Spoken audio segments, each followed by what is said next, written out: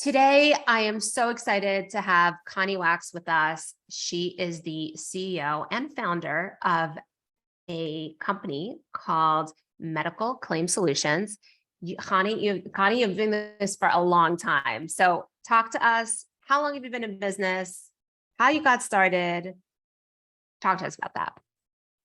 Okay, great. So I started doing medical billing, working for somebody.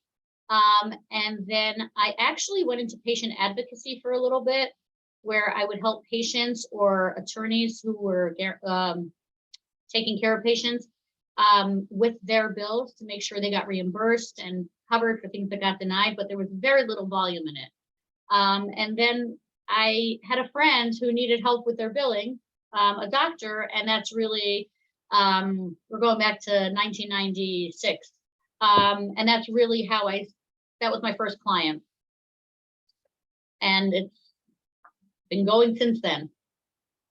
Okay, so how did you go from one client, and it's been 26 years, right? Is it 26 years of, if I'm doing my math right, or 25 years? That is a long time, and you've seen a lot in this industry.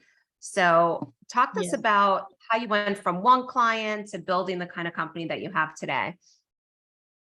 Okay, so honestly, I would say that the large percentage of my clients are all referral based, which is the nicest thing, because you have a client who's happy with you and refers you to another client who refers you to another client.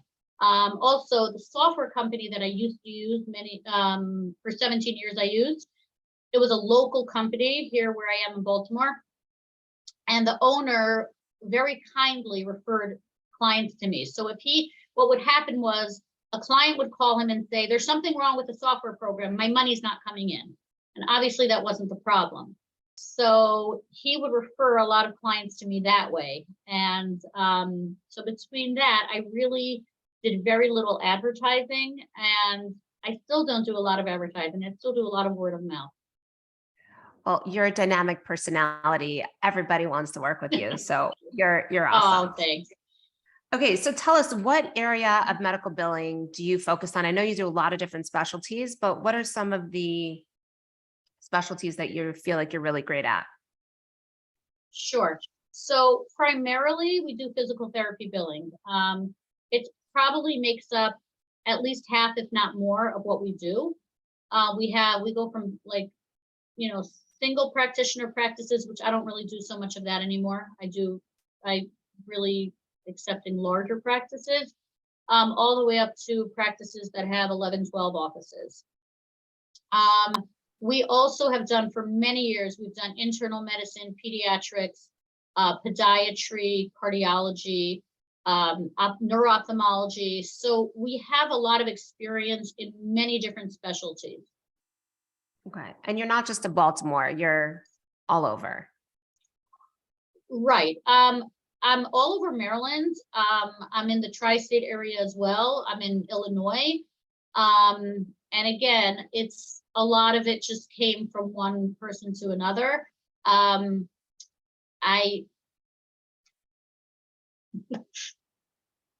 I love it. No, it's awesome. Okay. So I know you and I have talked a lot about, good things that happen, but also challenges. And so I think everybody likes to hear, like, what do people in this industry, what are their pain points? What are they challenged by?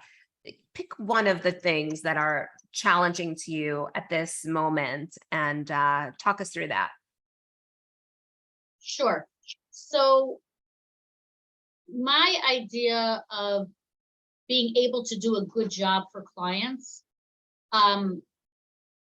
I feel like software is a huge part of that. So my office manager always says, the computer is smart to a point. You need smart people behind the computer, which is always true. You can't just depend on your software program. But the software program, if it works well, it minimizes the amount of time that you have to do labor-intensive work. If there's things missing from the program, and you have to do a lot of extra things to get what you need, or do workarounds or pay for workarounds, it gets very frustrating. And from going through a very big software transition, because the company that I was with sold and things didn't work out, switching to another software, which was terrible, and then switching again within a very short amount of time, I learned that every software has their, some softwares have, oh, this is great, this is terrific, I'm going to use the software for these reasons, but it also has its drawbacks. And I don't think the grass is greener on the other side. If you're with a decent program, because you're just going to switch one problem for another, so you kind of have to learn to work with the program you have. And yes, sometimes you have to pay for workarounds so that it works for you. To me, it's a little kind of frustrating because, like, I'm already paying for the software. Why am I also paying for workarounds? But it's kind of something I've had to accept. I think many of us experience that, by the way, because there's so many reports and different things that we'd like to see. And I think that not every software, and I feel like there are very few softwares that give you every single thing you want. Maybe it's great on the front end, but not on the back end, and vice versa. So I think a lot of people will share your frustration. Talk to us a little bit about like outsourcing and what that's done for your business. Talk to us through, how you started outsourcing and what your experience was. Perfect. Okay. So in 2019, I was part of a Goldman Sachs 10,000 small businesses cohort, which was fantastic. And any of you out there who are listening to this, if you have the opportunity to, it's all over America. It was on Zoom for a while. I'm pretty sure it's back in person. If you have an opportunity to join this cohort, I guess you go to Goldman Sachs, 10,000 small businesses, look it up online. It is a fantastic, fantastic cohort.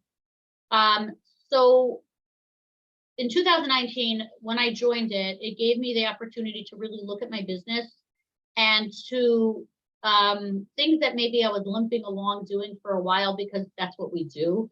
It made me look at a growth plan, an exit plan, a growth strategy. Where do I want to be in 2 years? How am I going to get there? How much money do I want to make, and how am I going to be able to make it based on my expenses right now?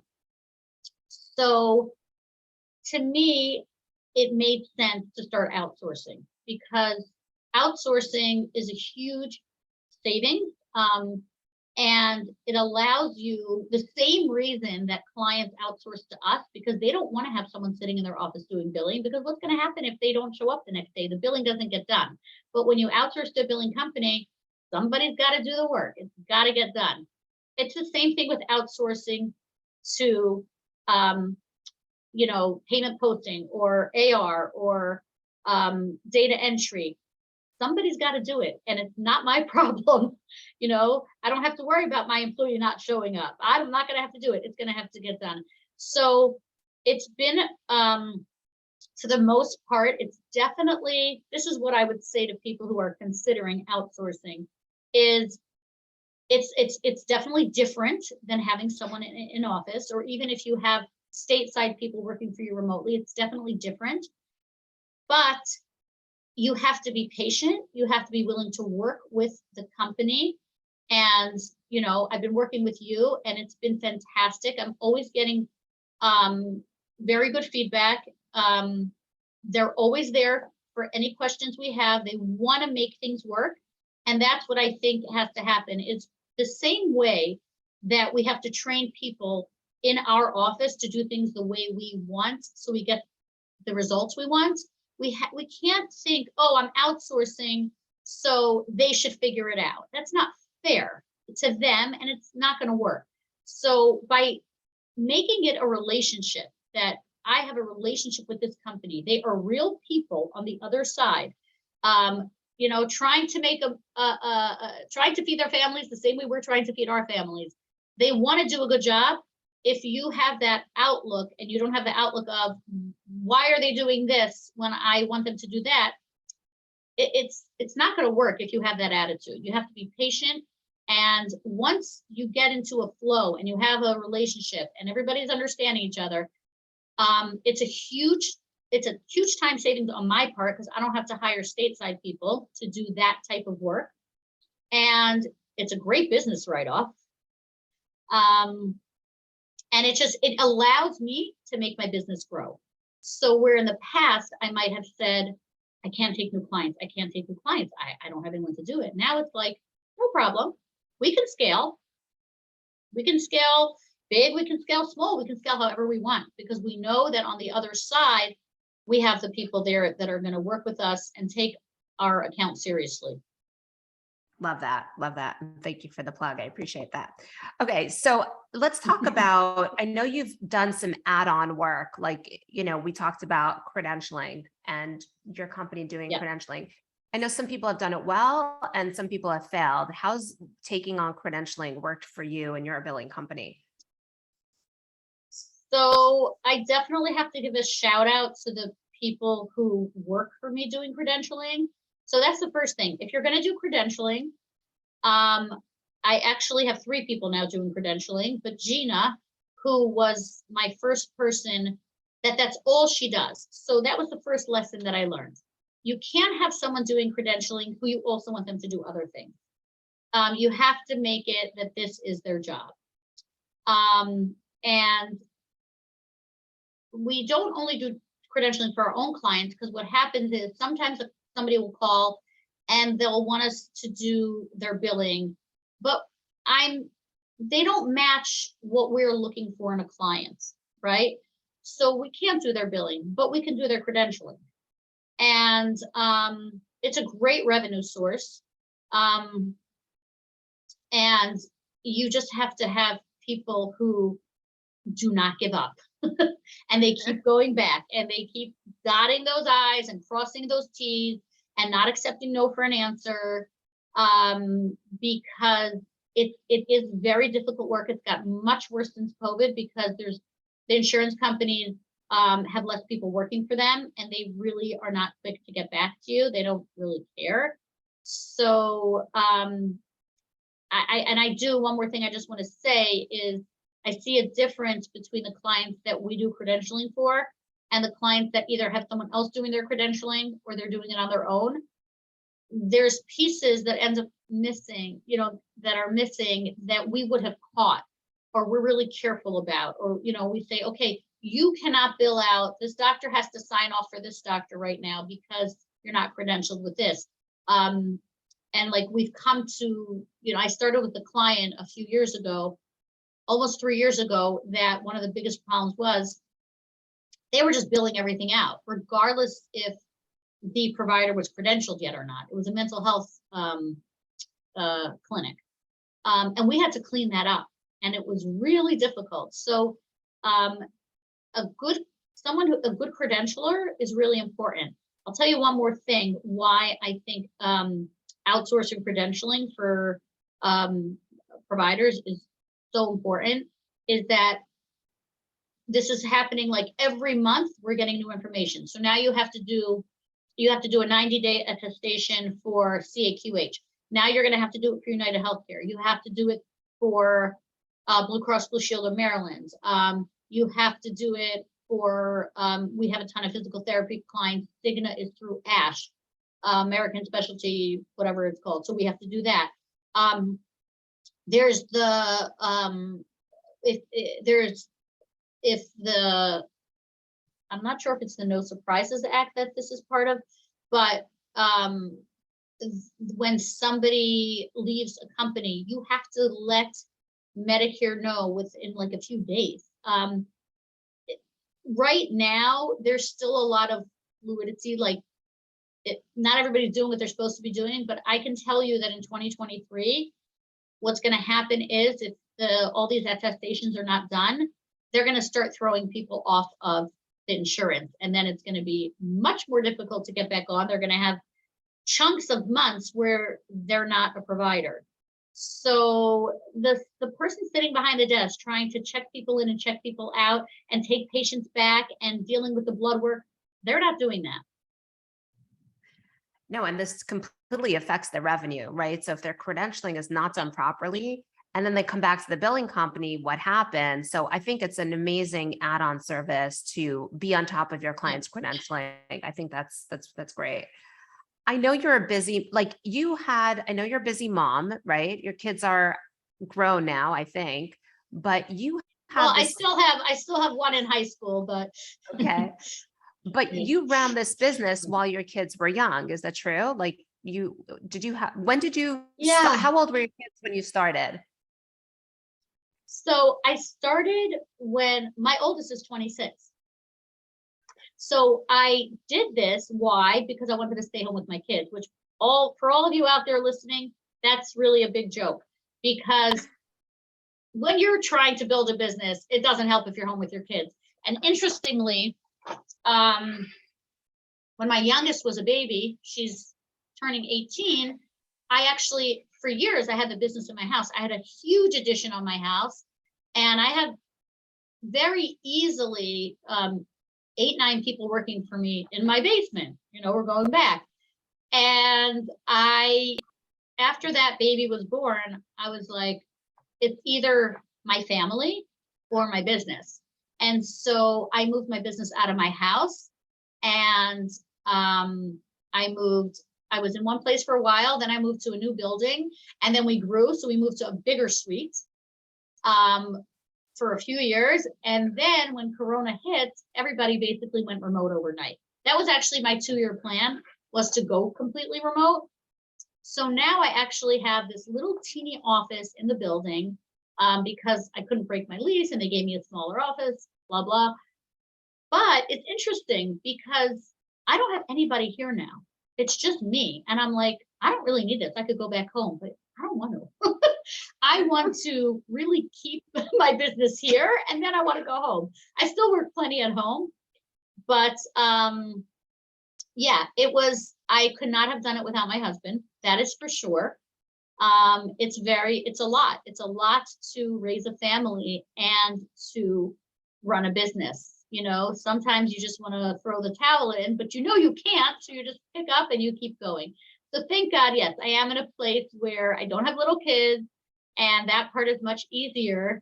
But I would definitely say moving the business out of my house was definitely life-changing for me. It was something I really had to do. And now everybody's back in their houses. So, I love that story only because I remember also starting in a basement, had employees, then went. So it's like, I think it's a typical story of a lot of us building company owners. This is how we start.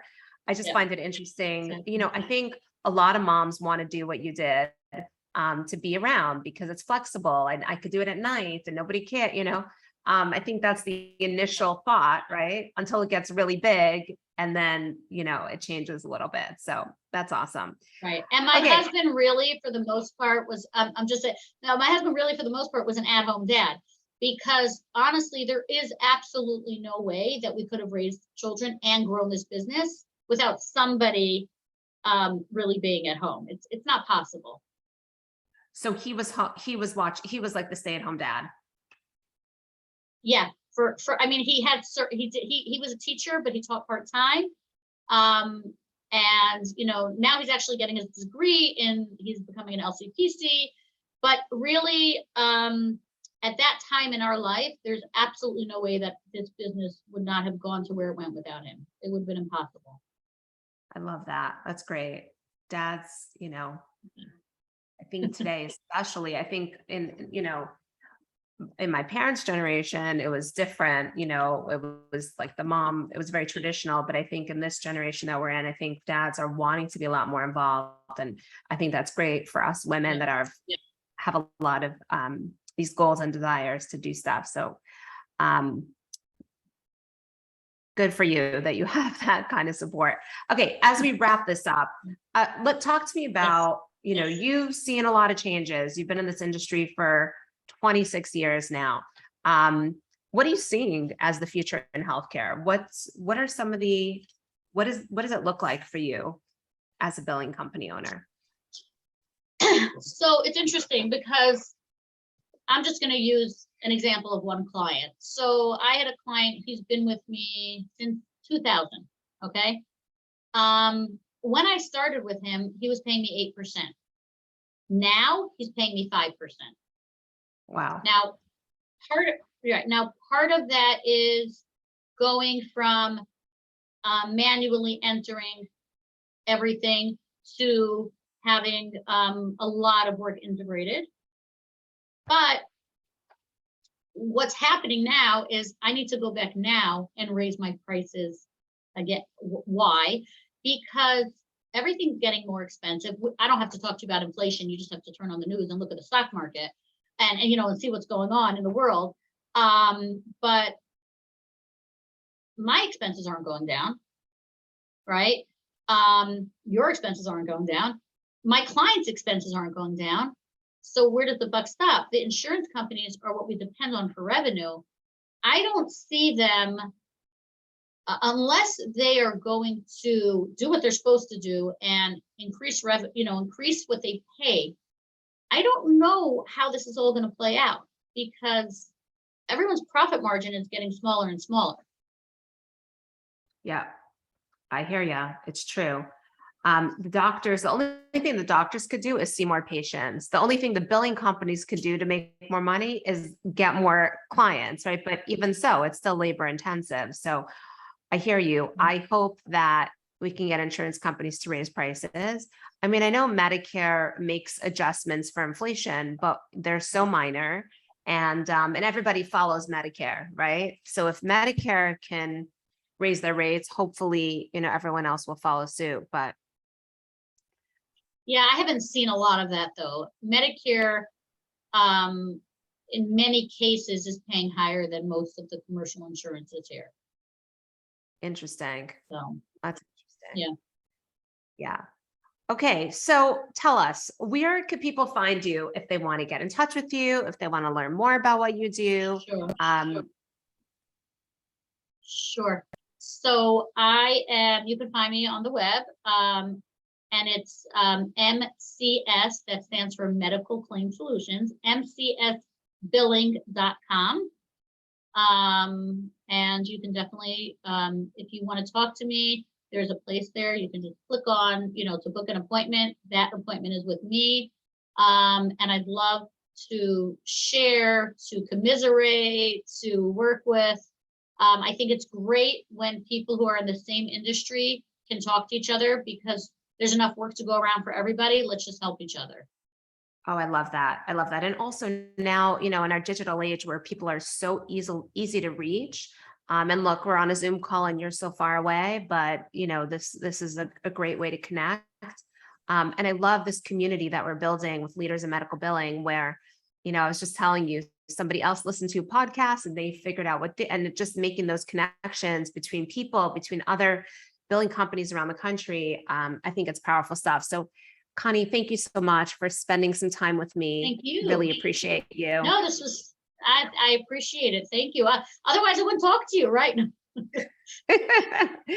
I'm always here. So good to chat with you. Oh, you too. It was great talking to you, and I really appreciate the opportunity.